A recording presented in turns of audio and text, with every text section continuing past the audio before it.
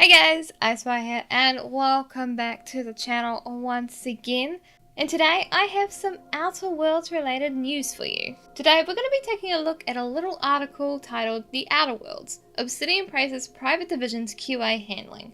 This article is by Gaming Bolt, and if you want to check it out for yourself, the link will be in the description below. We're going to be doing a bit of an overlook of this article, and then I'm going to share my own thoughts on it, as I do have some feelings, all positive, but there is some salt within there. So without further ado, let's get right into it. First up, we're going to be having a look at the second paragraph. According to directors Tim Kaine and Leonard Boyarsky, excuse me if I'm pronouncing that wrong, Private Division, the company that is publishing The Outer Worlds on behalf of Obsidian, has been wonderful and seems to understand what Obsidian is trying to make. The Pillars of Eternity developer has been rather infamous for the bugs and issues that plague its titles upon launch. However, it seems Private Division's testing department will help minimize the same for The Outer Worlds. Speaking to Edge magazine in its February 2018 issue, Kaine said, "They've been wonderful. Everyone there understands what we're trying to make, and they help us do that. They have this QA team who we've been sending game drops to along with test planets, because this game has a lot of ways you can play it. And they've been really good at testing all the different paths and coming back and telling us what worked and what didn't." So if you're not familiar with what QA is, it is video game quality assurance. So basically, these folks, they have a play of the game and they let the developer know what is working and what just isn't at all. Now, this is really great news, as it kind of shows that Obsidian doesn't want to mess around with the Outer Worlds. They don't want to rush it and overlook any details that, could potentially be game breaking before the game is going gold and ready to go for us to play. And it seems like this is one of their main focuses, along with obviously providing a fun and interesting game to explore and enjoy the story. Of course, that's all important, but it's also good to know that they're really trying to focus on not releasing a buggy game, which is so important nowadays. And I'll get into that very soon, but let's continue with the article. Boyarsky further added, "It's been great. Sometimes when you're dealing with third parties and other publishers, they see something in your game that's not the game you're making, and they want to take a different direction. But Private Division really seemed to grasp what we wanted to do, and we're very excited about it." The article then ends with, "The Outer Worlds is currently slated to release in 2019 for Xbox One, PS4, and PC. Now, as I mentioned earlier, games releasing in a playable condition is obviously extremely important. And in the recent years, we have seen many examples of great games releasing in really solid quality. For example, God of War, that has been overall received very well. I haven't played it personally because I'm a broke ass bitch, but from what I've looked at with the reviews, it seems to play pretty well, and overall it's a fantastic game. However, there's also been some bad examples of games that have released in a not too great state, and you can probably guess about which games I'm going to quickly mention without getting into it, because Lord knows they've been brought up way too many times.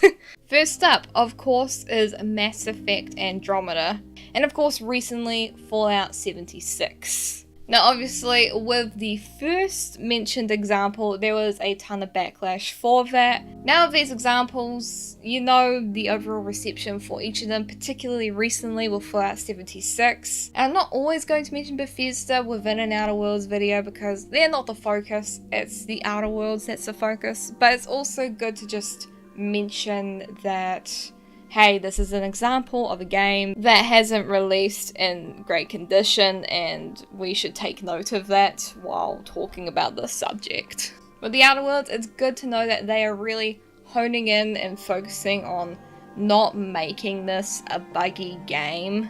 Now obviously all games can release with glitches, but what makes or breaks the game is whether or not the glitches that are in the game impact your experience with it overall. And it's really good news that Obsidian is really focusing on, ironing out all the kinks and glitches within their game to make sure it releases in a good condition, because there's a lot riding on this game. This is an RPG that many folks have been wanting for years, but you know, never knew that they needed until The Outer Worlds was announced.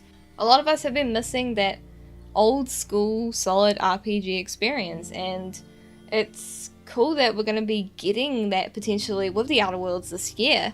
And to know that they're really focusing on making sure that everything is running smoothly is just overall fantastic news, and it gives me a bit of hope as a gamer, because I am excited for this title. I want to have a good time with it and an overall good experience. So knowing that they're working on this particular aspect of the game is just fantastic. It is kind of sad that this is like such a big thing for games nowadays to, you know, release without just an army of glitches. It's sad that that's like a focus or something that we should get excited about, but that's just the way the gaming scene is nowadays. I mean, we're worried about having a repeat of Andromeda, because let me tell you, that was a shit show as someone that played it on day one release. But let's not be too negative about it. Overall, this is great news. We should be happy that this is a focus and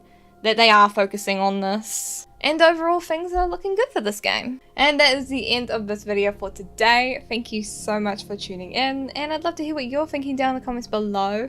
How do you feel about this? Do you feel like you had faith in Obsidian and Private Division? As always, let me know your thoughts down in the comments below.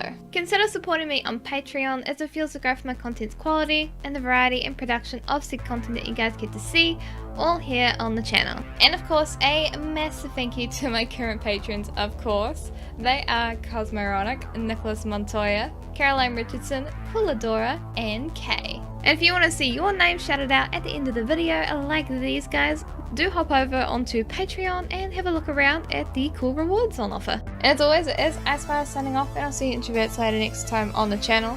Have a lovely day / night wherever you are in the world, and I'll see you guys next time. Bye!